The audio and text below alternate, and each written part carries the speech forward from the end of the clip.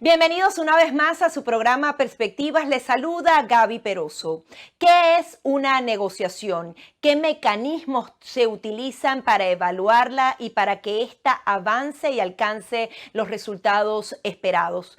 ¿Cuál tipo de procedimiento o proceso se aplica particularmente a Venezuela? ¿Estamos frente a una mesa de negociación o varias negociaciones paralelas relacionadas al proceso venezolano? Para entender un poco más, hemos invitado a Igor Cuoto. Él es abogado especialista en negociación y resolución de conflictos. Muchísimas gracias por estar aquí. Muchísimas gracias a ustedes por la invitación a su programa. Es un poco complicado entender desde la manera teórica el proceso de negociación y particularmente el de Venezuela. Quería justamente aprovechar su experiencia para entender un poco más el ABC de lo que es una negociación y adentrarnos así al proceso que actualmente vive Venezuela. ¿Cuál es su evaluación general y cómo debemos entender este proceso? Muy bien. Para poder entender este y cualquier proceso de negociación, bueno, vamos a utilizar una metodología que se llama el método de negociación de la Universidad de Harvard, que es muy famoso, es la piedra angular de todos los desarrollos de negociación y que se ha utilizado en diversos procesos, tales como la guerra entre Israel y Egipto en la final de los años 70, se utilizó en CODESA, en las negociaciones en Sudáfrica, en las negociaciones entre Perú y Ecuador, cuando tuvieron un conflicto bélico, que debemos todos recordar. Entonces, bueno, esta metodología se ha aplicado desde hace más de 30 años y nos va a ayudar a entender eh, el proceso de negociación que vive Venezuela. ¿Qué dice esta metodología? ¿Cuáles son los elementos que hacen vida en el modelo de negociación de la Universidad de Harvard? En primer lugar, hay que entender que la gente se sienta a negociar es para satisfacer intereses, no posiciones, sino intereses, que son los verdaderos deseos, las necesidades, los miedos.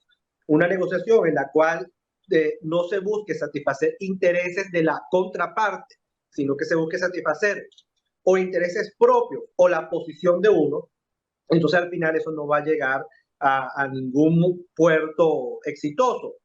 Es importante entender que la posición, repito, es lo que la gente dice simplemente querer y el interés es lo que subyace a eso. Allí es donde hay que hacer un gran trabajo. Esos intereses, y aquí voy al segundo elemento, se satisfacen a través de las opciones. Una negociación para que sea exitosa tiene que sustentarse en opciones que sean factibles y suficientes tanto para mí como para la contraparte, dado que si las opciones que se colocan en la mesa son buenas para uno y no son buenas para el otro, lo que va a hacer el otro es que no va a querer llegar a un acuerdo. El otro elemento que es importante tomar en cuenta son las alternativas. La alternativa de no acuerdo.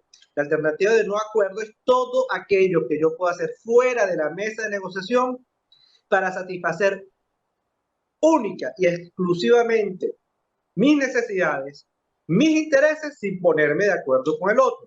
Y les voy a pedir a ustedes que por favor recuerden muy bien este concepto de alternativas y la mejor alternativa al acuerdo negociado, que es la mejor alternativa de todos, que es el mejor plan B de todos, porque este elemento es lo que da poder en el proceso de negociación, sea cual sea.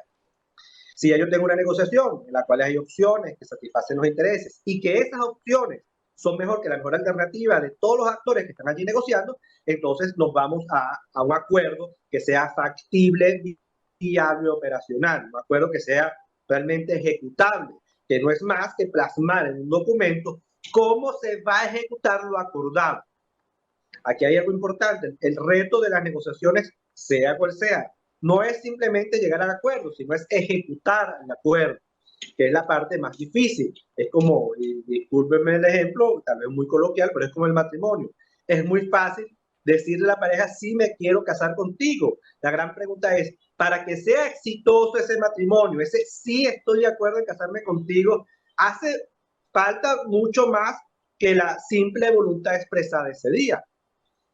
Entonces, allí el cuarto elemento. El quinto elemento es que todas esas opciones que satisfacen sus intereses, para que aumente la propensión de ser aceptados por las partes y para que ese acuerdo realmente tenga largo plazo, tiene que estar sustentada en criterios de legitimidad. Es decir, no es lo que dice Gaby Peroso, no es lo que dice Igor Cuoto, eh, eh, dámelo porque sí, no, es lo que dicen las leyes, la constitución, es lo que dicen los informes de expertos independientes. Es decir, todo ese conjunto de criterios independientes de las partes que nos van a ayudar a determinar si lo que estamos colocando allí como opciones realmente es factible y si realmente lo acordamos, va a tener, entonces le va a dar larga vida a ese acuerdo.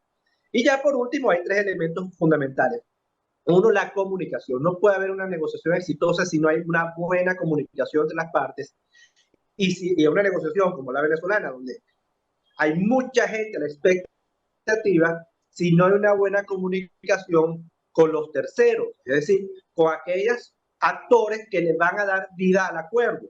Porque si el acuerdo, si dentro de las partes no hay buena comunicación, no se van a entender los intereses, no van a haber un buen flujo de propuestas y por supuesto si no hay una buena comunicación entre los actores y entre las partes de negociación y los actores que están viendo lo que está sucediendo, lo que va a pasar entonces es que la gente se va a dar la espalda y no va a querer apoyar esa.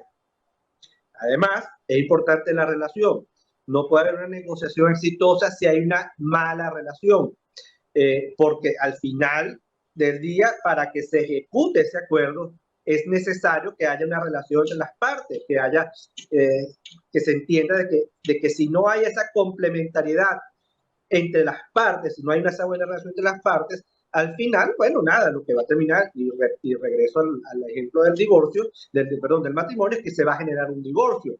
Y nosotros no estamos haciendo todo este gran esfuerzo de llegar a un acuerdo para divorciarnos a la vuelta de la esquina. Y por último, el elemento, y que es muy importante en la negociación venezolana, es el contexto. El contexto son los actores del entorno que rodean a las partes en negociación y que dependiendo de la posición de ellos, va a depender de mucho la dinámica del proceso en las partes en conflicto.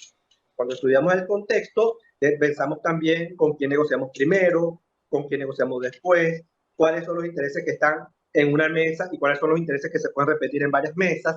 Y por supuesto, al final de todo esto, cuáles son mis aliados para llegar al acuerdo e incluso cuáles son mis aliados para boicotear el acuerdo.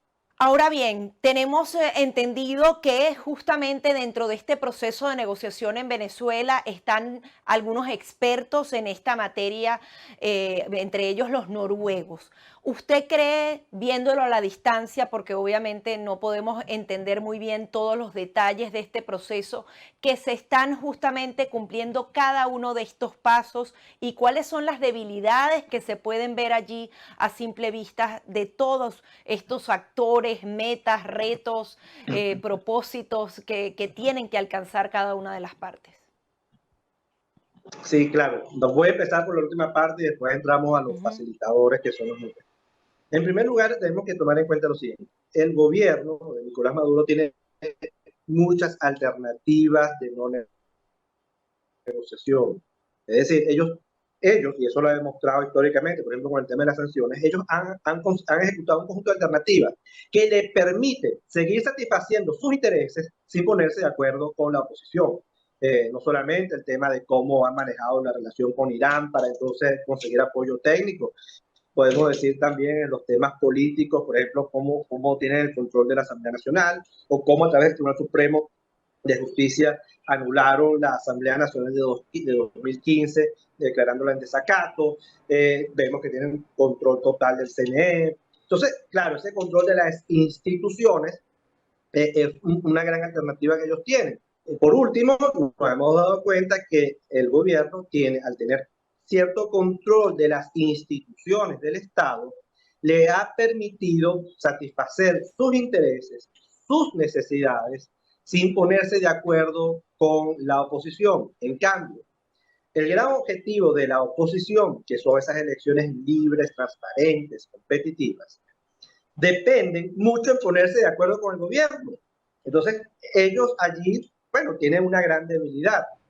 Por otro lado, nos damos cuenta que las mesas de negociaciones paralelas, es decir, aquellas que puede estar ejecutando el gobierno por su cuenta y la oposición por su cuenta, para cada quien establecer alianzas, etcétera, Bueno, la oposición tiene un gran reto y es que, por ejemplo, cómo establecer, creo que ya lograron un gran acuerdo con el tema de las primarias, pero bueno, pero está el tema de la comunicación política, está el tema de la estrategia, está el tema de cómo se van a manejar ellos ante la opinión pública de forma homogénea, de forma consensuada, indistintamente que gane uno o que gane otro de las primarias. Y por el otro lado, vemos que el gobierno de Nicolás Maduro, bueno, mientras está negociando con la plataforma unitaria, está negociando con otros actores.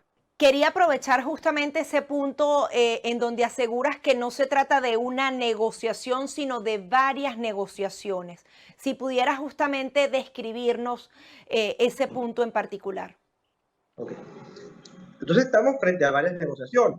Está la negociación de la oposición, dentro de la oposición, porque bueno, esa plataforma unitaria está conformada por varios partidos políticos que tienen una visión distinta. Entonces, bueno, ellos tienen un gran reto de cuál es el consenso, de cuál va a ser sus puntos de consenso para abordar y afrontar estas elecciones que pueden darse en el año 2023 a final o 2024.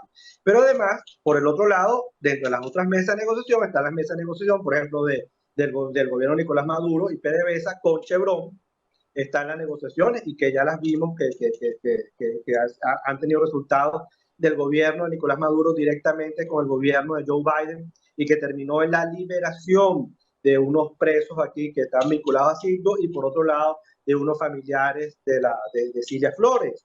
En tercer lugar, nos estamos dando cuenta de que hay otro conjunto de negociaciones también con otros actores de la comunidad internacional, el ALBA, los países del ALBA, etcétera, y que, bueno, buscan de una u otra manera el gobierno seguir tal vez dándole poder a su alternativa y no depender tanto de ese acuerdo.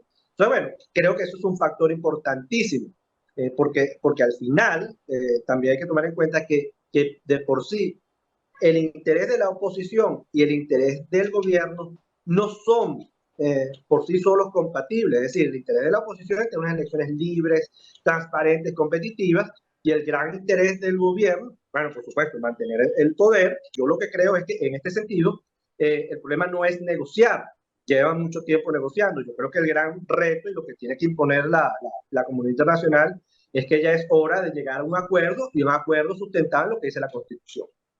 Incluso hablas de que el interés del gobierno no se compagina con el de la oposición e incluso yo me atrevería a decir que son contrarios, porque si uno quiere mantener el poder y el otro quiere elecciones libres y justas, donde podría alcanzarse retirarle del poder al régimen, es imposible llegar, por ejemplo, a un acuerdo y mucho menos llevar a feliz acuerdo esa negociación.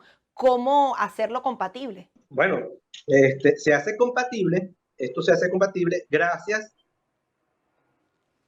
a la presión de los actores del contexto. Repito, si no fuese por los actores de la comunidad internacional, que son principalmente la Unión Europea, Estados Unidos y Canadá, los que han impuesto un conjunto de sanciones y que le han dicho al gobierno de Nicolás Maduro, yo te las levanto, pero para yo levantártelas yo necesito que te pongas de acuerdo con la plataforma unitaria. Si no existiese este elemento del contexto, ten por seguro que el gobierno no tiene absolutamente nada que negociar. ¿Por qué? Porque, repito lo que te dije hace rato, tiene muchas alternativas para satisfacer sus intereses sin necesidad de ponerse de acuerdo con la oposición venezolana. ¿La oposición venezolana tiene alternativas o realmente lo único que puede pedir en este punto es esas elecciones libres y justas? En la mesa de negociación lo único que puede pedir son esas elecciones libres y justas, que son las opciones, que son las propuestas que puede colocar en la mesa. Las alternativas, bueno, es seguir desarrollando las alianzas con los actores de la comunidad internacional, seguir negociando con esos actores de la comunidad internacional para que sigan presionando al gobierno de Nicolás Maduro y buscar que ellos se pongan de acuerdo y convertirse y desarrollar una estrategia de propaganda política y de comunicación política lo suficientemente efectiva que indistintamente de que hayan o no hayan elementos mínimos democráticos, competitivos y basados en la ley, el apoyo, la capacidad de movilización de la oposición es tan grande y el apoyo de la población es tan grande que bueno, que no importa no ponerse de acuerdo con el gobierno, porque ya desarrollaron la alternativa. Ahora, eso es un trabajo que tienen ellos que hacer, y creo que es un trabajo que todavía está en proceso, creo que es una deuda que tienen con ellos mismos como líderes. ¿Era realmente este el momento de negociar o quizás cuando la política de máxima presión tenía justamente más arrinconado a Nicolás Maduro? Porque hay quienes aseguran que ahorita prácticamente la negociación es imposible porque un lado no tiene nada que ofrecer. ¿Qué crees tú de los que dicen este tipo de No, conceptos? no, yo no, es que eso es muy subjetivo, porque al final, bueno, yo creo que el gran momento de negociar fue cuando ganaron en el 2015 la Asamblea Nacional, pero no para imponer una solución, sino para sentarse a negociar, pedir el apoyo de la comunidad internacional, que reconoció y felicitó por ese resultado. Y ese era el momento donde, bueno, mira, vamos a sentarnos a negociar, pero no para exigir, sino para generar opciones factibles, viables, operacionales para todos. Lo que pasa es que, bueno, creo que en ese momento preló un poco más bueno, creo que había una fiebre, había creo que muchos egos, creo que se creyeron que tenían todas las de ganar, y bueno, poco a poco se fueron desgastando y no pensaron en las alternativas que tenía el gobierno, tal cual como lo que hizo con el Tribunal Supremo de Justicia, como declarar el desacato de la Asamblea Nacional. El momento de negociar siempre está vivo en tanto en cuanto existe el conflicto, porque yo también te pudiera decir, este es un buen momento para negociar porque el gobierno se dio cuenta de que la comunidad internacional está dispuesta a negociar, de que está dispuesta a levantar sanciones y que incluso está un buen momento para el gobierno para negociar, que yo me atrevería a decir que tal vez si el gobierno hoy dice, llego al acuerdo para hacer las elecciones libres, transparentes, competitivas, con observadores internacionales y todo, pero eso sí, lo vamos a hacer en febrero, ten mucho cuidado si el gobierno no sale ganando, porque la oposición todavía no está preparada, no tiene la organización y todo esto. Entonces, creo que el momento de negociar siempre está allí. Lo importante es que uno siempre esté preparado para, sea cual sea el escenario, poder ir a negociar. Porque lo que pasa es que hay que entender que la negociación es una interacción social, es una dinámica social. Y como toda interacción social, como toda dinámica social, es cambiante en el tiempo. Es decir, los elementos, tales estos como la alternativa, el contexto, los intereses, va cambiando. Ahora, si tú no tienes la capacidad técnica, analítica, de determinar en qué momento estás tú cuando te sientas a negociar, lo que vas a cometer son muchos errores. Ahora, ¿es común o es válido que haya justamente en teoría dos partes enfrentadas, la plataforma unitaria, el régimen de Nicolás Maduro, pero realmente la negociación no se lleve entre ellos porque una parte no tiene nada que ofrecer y que venga entonces un tercer actor como Estados Unidos o que luego llegue Europa para ir ofreciendo lo que se va a negociar en la mesa y que eso no se lleve a cabo, por ejemplo, en México como figura central o donde sea, sino que se hagan esas mesas paralelas a las que tú haces referencia?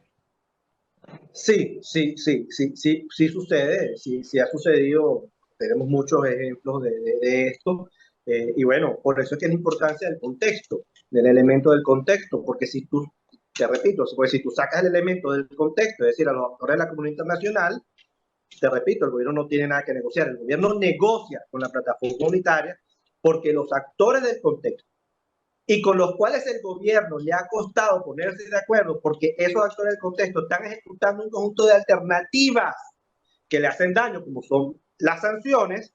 Bueno, estos actores en las negociaciones entre los actores del contexto, la comunidad internacional y el gobierno le han dicho, perfecto, es que yo te levanto las sanciones, pero ponte de acuerdo en el tema democrático, que además es un tema de principios universales, etc. Entonces, esto suele suceder. Ahora, si sacamos de la ecuación a los actores de la comunidad internacional, bueno, tu pregunta termina siendo una afirmación. No, la oposición no tiene nada que ofrecerle al gobierno porque la oposición no puede levantar sanciones, la oposición no puede garantizar el poder al gobierno, la oposición, es decir, creo que la oposición tiene que ponerse un poco más, y tal vez lo ha hecho, en los zapatos del gobierno y colocar opciones que le sean válidas no solo al gobierno como la entelequia, como figura jurídica, sino a los actores que están allí sentados, a los que están negociando y a los que ellos le responden. que son al final los que van a tomar la decisión. Porque si no hacen ese ejercicio de empatía, bueno, lo que va a terminar pasando es que van a ser poco acertados. Lo que pasa también es que las opciones para ser acertados eh, a la luz de satisfacer los intereses del otro, bueno, son muy criticadas por la opinión pública. Y aquí viene un tema importante. En las negociaciones como estas, si tú vas a estar pendiente de lo que dice la opinión pública, bueno, yo creo que entonces nunca vas a llegar a un acuerdo, porque tal vez vas a llegar a acuerdos que son sumamente chocantes. Y te voy a colocar un ejemplo. A Mandela se le criticó que estaba negociando con Botas, debemos recordar, incluso los invito a que lean las biografías o vean las películas de Mandela, en las cuales los compañeros de Mandela le criticaron negociar con Botas, que era el gran opresor del apartheid. Y por supuesto, cuando negoció con Freddy de Klerk, mucho más, porque Freddy de Klerk, bueno, tenía toda una tradición, era hijo nada más y nada menos que del jefe de la policía del apartheid en Sudáfrica. Entonces, pero Mandela, en su rol de liderazgo, dijo, no, yo voy a sentarme a negociar. Y la negociación llegó a un acuerdo que fue tan antipático para los actores que apoyaban, que estaban en contra de la parte, que debemos recordar que cuando Mandela es escogido presidente, él tenía dos vicepresidentes. Uno era una persona del Partido Nacional Africano y el segundo vicepresidente era Freddy de Klerk. Entonces, bueno, ¿cómo hacemos? Creo que era la única forma de llegar a un acuerdo. Y creo que el reto de la plataforma unitaria es entender que una cosa es querer quedar bien con la opinión pública y otra cosa es hacer las cosas en la mesa de negociación para que las cosas pasen. A simple vista, ¿cuáles crees que han sido esos errores fundamentales? Por ejemplo, ese tema de la opinión pública, otros que puedas destacar en este punto y que también puedan enderezarse para que las cosas salgan bien. Mira, yo una de las cosas que yo siento el facilitador de Noruega, yo no pondría ni a Jorge Rodríguez ni a, ni a Gerardo Blay a dar los partes de guerra de cuáles fueron los acuerdos, porque están cometiendo el mismo error que se cometió en República Dominicana. Entonces, tú escuchas a Jorge Rodríguez, entonces sale como si ellos fueron los ganadores y los otros fueron vencidos. Y por otro lado, sale Gerardo Blay diciendo, bueno, que aquí no hay vencidos, que esto fue un gran acuerdo por el bien del país y todo esto. Entonces, además de eso, que voy a tratar de hacerlo, tal vez va a sonar como una crítica poco objetiva, pero es que Jorge Rodríguez, al lado de Gerardo Blay, Jorge Rodríguez es un gran comunicador. Él sabe lo que él quiere, las emociones que quiere generar. Gerardo Blay no es un buen comunicador. Gerardo Blay es un hombre muy serio, un hombre muy preparado, pero tú te das cuenta que es un hombre muy parco, etcétera. Y tan importante es el acuerdo como se vende el acuerdo. Si yo tengo un gran acuerdo y ese acuerdo yo no lo sé vender, y yo no lo sé vender durante el proceso a mi audiencia, mira, lo que va a terminar pasando es que la audiencia me va a decir, yo no estoy de acuerdo, y tú le vas a decir, pero si este es el mejor acuerdo. Claro, es el mejor acuerdo. Lo que pasa es que tú como comunicador estás cometiendo un gran error. Entonces, si yo fuese la oposición o si yo fuese los noruegos, ojo, porque al gobierno no le conviene, porque lo hace muy bien, es que esos partes de guerra yo los eliminaría y que quien dé el reporte de los acuerdos sean los noruegos y listo, y ya está. Yo creo que otro elemento que yo recomendaría es que tienen que tratar la oposición de manejar una estrategia comunicacional alrededor del proceso de negociación mucho más agresivo, mucho más comestible, porque hasta ahora los venezolanos lo que nos sentimos es, y el venezolano de a pie, de que bueno, aquí están estos paseando, de que aquí no está pasando nada, y seguramente esto es más de lo mismo. Y finalmente el gobierno, mientras más dilate esto, o incluso, a pesar de que se llegue a un buen acuerdo, el gobierno lo comunicacionalmente, lo venda como un acuerdo muy para el gobierno y un poco para la oposición, lo que va a terminar pasando es que la gente no se va a animar a apoyar ese acuerdo. Y el éxito de la oposición no es el acuerdo per se, el éxito de la oposición es que la gente apoye el acuerdo para que la gente salga a votar. Si no pasa eso, creo que se va a convertir en letra muerta. Ahora, ¿crees que el gobierno de Nicolás Maduro definitivamente está obligado a negociar o puede llegar al 2023 y el 2024 y a última hora inventarse algo y al final los opositores queriendo elecciones vayan en las condiciones que quiere Nicolás Maduro y con los opositores que él quiere. Eso también podría pasar, que al final ni la negociación ni el acuerdo lleguen a nada. Bueno, muy buena la diferencia que toca hacer entre negociación y acuerdo. El gobierno lo están obligando a negociar porque la comunidad internacional está diciendo, señor, siéntate a negociar para los temas que ya todos conocemos. Pero la gran pregunta, ¿tú puedes obligar al otro a ponerse de acuerdo y a ponerse de acuerdo en algo que no le conviene a ellos? No, tú no puedes hacer eso. Tú no puedes hacer eso porque si tú haces eso, el otro lo que va a hacer, bueno, está bien, me estás obligando a llegar a un acuerdo, pero apenas yo pueda romper este acuerdo, lo voy a hacer. Entonces hay que tener mucho cuidado con eso. Yo creo que por eso yo repito, dígame, nadie es ingenuo, lo que ustedes quieran, pero que si la comunidad internacional no le hace ver al gobierno de Nicolás Maduro de que es necesario que las cosas pasen, que es necesario que realmente los acuerdos parciales se ejecuten y que se llegue finalmente en una fecha determinada al gran acuerdo de las elecciones, según lo que establece la Constitución y las leyes. Bueno, el gobierno puede seguir jugando al tiempo y a última hora, llegar a un acuerdo con la oposición, pero con una posición muy desgastada ante la opinión pública. Y repito, el éxito de la oposición no está en llegar a un acuerdo, sino venderle al pueblo venezolano de que el acuerdo que se logró, según basado en la Constitución y las leyes, es el gran acuerdo que les va a permitir generar un cambio de gobierno. Le voy a poner aquí un ejemplo, pero bueno, muy básico. Hace años atrás tuve la oportunidad de mediar en una negociación entre un sindicato y los directivos de una planta de televisión.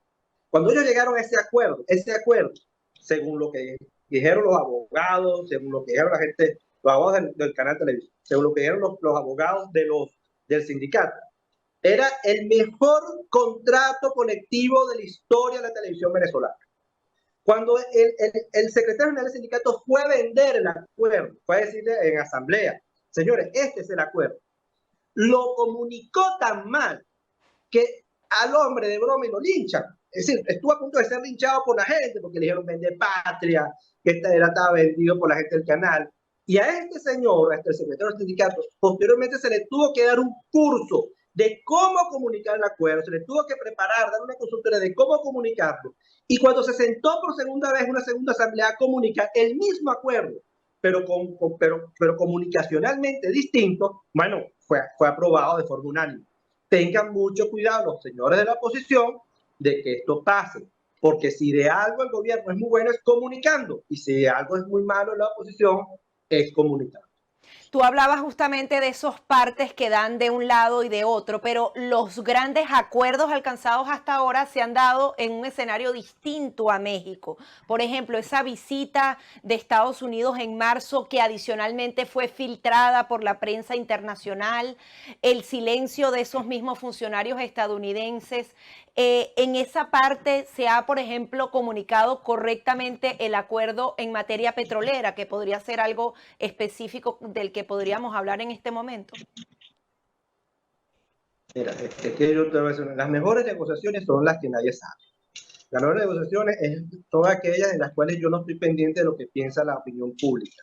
Cuando tú empiezas, y por eso yo decía que estos partes de guerra le hacen mucho daño a la negociación, cuando tú empiezas a convertir la negociación en un proceso de propaganda política, bueno, al final ninguna de las dos partes, ni oposición ni gobierno, quieren quedar mal con su audiencia, ¿no? Sería muy ingenuo de la oposición pensar, bueno, es que yo tengo que ser objetivo. La oposición no tiene que ser objetivo. Lo que le puede pasar a los voceros de la oposición es ser objetivo. Ellos tienen que vender las cosas como si fuese el mejor acuerdo posible, etcétera. Y que los grandes ganadores son ellos. Y lo mismo, porque es lo que está haciendo el gobierno, ya ha salido muy bien. Entonces yo creo que lo que tú acabas de decir son ejemplos de cómo las negociaciones, mientras se lleven de forma confidencial, mientras se lleven de forma que no se haga público, bueno, las partes se sienten mucho más libres de colocar propuestas sobre la mesa, etcétera, porque hay cierta confidencialidad de que lo que se habla allí, parcialmente, no se va a hacer público, y que se va a hacer público una vez que se llegue al acuerdo total y definitivo, tal cual como el principio de negociación de que nada está acordado hasta que todo esté acordado. Y pues, bueno, por eso es que vimos grandes avances en el tema de los presos políticos de Citgo y de los sobrinos de Cilia Flores, y por supuesto el tema de Chevron, que por cierto, el tema de Chevron no es un tema que se viene negociando recientemente, el tema de Chevron es un tema que se viene negociando de hace muchos años y que había un lobby incluso dentro de Estados Unidos en el sector energético, incluso de fondos de inversión de riesgo, que venían impulsando y presionando para que se generara una relajación de las sanciones a Chevron. Entonces, dense cuenta, esto no es, la gente no puede pensar que esto es un tema que nos sentamos hoy, 3 sesiones llega a un acuerdo. No, esto es un tema de que son muchas negociaciones en una misma mesa, en diferentes mesas, con diferentes actores, con mismos actores, y que todo eso va alimentando unos grandes objetivos y que finalmente se hacen públicos cuando las partes llegan a gran acuerdo. Si usted fuera llamado justamente a integrar esas mesas de negociación, ¿qué fichas movería? Incluso cuestionarse si realmente lo que hay que pedir es elecciones libres y justas, por ejemplo. ¿Qué cambiaría de este proceso en el camino? Mira, yo no sé, yo la gran pregunta que yo también le haría a los actores de oposición, ¿qué pasa si ellos mañana o pasado se paran de la mesa y dicen, señores, no vamos a seguir negociando mientras siga habiendo una manipulación comunicacional de los acuerdos, no voy a seguir negociando y voy a negociar con los actores de la comunidad internacional para que entiendan que lo que ustedes están haciendo es burlándose? Creo que y por supuesto, yo cambiaría totalmente la forma como se están comunicando o cómo están comunicando los resultados. Yo creo que la oposición ellos han actuado en muy buena fe, pero además se están poniendo de acuerdo en temas que no son meramente temas de oposición. Es decir, yo vi ese acuerdo social, por ejemplo, el acuerdo que se van a liberar 2.000 millones de dólares para que entonces se alivien, se sean destinados para causas sociales en Venezuela. Eso es un problema del gobierno. Está como el tema del Esequibo, es decir, nos pusimos todos de acuerdo sobre el tema del Esequibo. ¿Tú has visto, Gaby, los amigos que nos están viendo, algún acto entre oposición y gobierno para reafirmar la postura de Venezuela como Estado, como país, ante el tema del Esequibo? Es decir, cuando fueron ahorita entonces a La Haya, a la Corte Internacional de Justicia, ustedes vieron a Delcy Rodríguez junto, no sé, con algún actor de oposición diciendo aquí está todo el pueblo venezolano al frente de esto. Yo no lo he visto. Entonces yo creo que se están poniendo a negociar temas que no tienen, que no son el tema. Es decir, cuando tú ya haces público ese acuerdo incluso, por supuesto que el gran ganador es el gobierno. No me vengan a decir que el gran ganador es el pueblo venezolano, no, por favor. El gran ganador, el que estamos poniendo los intereses del pueblo por delante. No, hermano, ustedes no están allí para ponerse, ustedes están allí es para negociar unas elecciones libres, transparentes y para salir de la crisis política que tiene el país. Porque en esas elecciones libres, transparentes, pueden suceder dos cosas. O gana nuevamente Nicolás Maduro o gana un actor de oposición.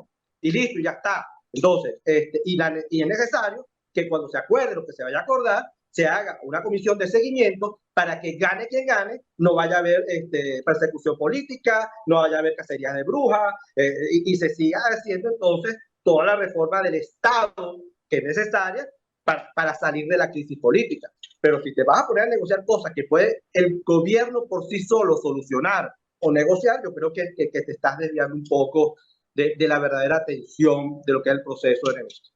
Entiendo yo, por supuesto, y como metodología de negociación, y ya con esto termino, de que muchas veces tú le dices a las partes, pónganse de acuerdo en lo más fácil, porque así ustedes, los actores que se creen que son incompatibles, se van a dar cuenta que sí hay ciertos espacios de acuerdo. Está bien, hazlo, pero tú no puedes seguir convirtiendo esto o secuestrar estos puntos en los grandes temas de negociación. Y aquí el gran tema de negociación, por un lado, es el tema de las elecciones y por el otro lado, el tema de las. Ahora, justamente en tus comentarios veo otra debilidad que tiene la oposición venezolana. Creo que no tienen la fortaleza de poder ser ellos los que digan, ya va, paro la negociación aquí. ¿Y por qué lo digo? Porque al final hay presión externa de esos mismos actores internacionales que están presionando a Nicolás Maduro, también están presionando a esta parte y diciéndole, tienes que llegar a un acuerdo porque se les ha convertido en un problema. Europa, Estados Unidos. Estados Unidos en su momento, cuando estaba el proceso de máxima presión, ellos mismos presionaron para que la mesa, no me acuerdo si era la de Barbados, la de Bahamas, se acabara. Entonces, ese poder pareciera que está en manos de Estados Unidos o de Europa, de terceros actores y no de la mesa de negociación. El régimen de Nicolás Maduro sí se ha parado varias veces cuando ha querido. Entonces, ¿cómo entender también esto? Que ya hay como Claro, una necesidad internacional de resuélveme esto ya porque se me alargó demasiado.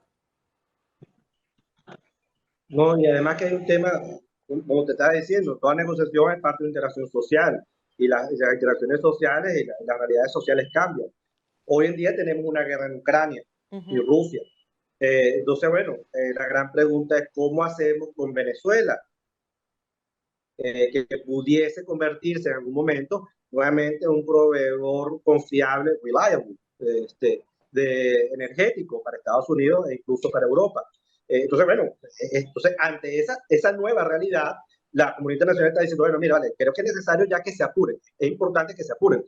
Y cuando vimos el encuentro de Macron con Nicolás Maduro, las negociaciones entre la Casa Blanca y Nicolás Maduro, bueno, también un mensaje para el gobierno de Nicolás Maduro, le están diciendo, mira, vale, si tú llegas al acuerdo, ya por lo menos tenemos avanzadas las relaciones y quiero que sepas que te vamos a reconocer a plenitud y vamos a levantar todas las sanciones. Y así cuando nos tengamos que sentarnos a negociar los temas que a nosotros sí nos interesan, que es el tema energético, bueno, ya tenemos una relación construida.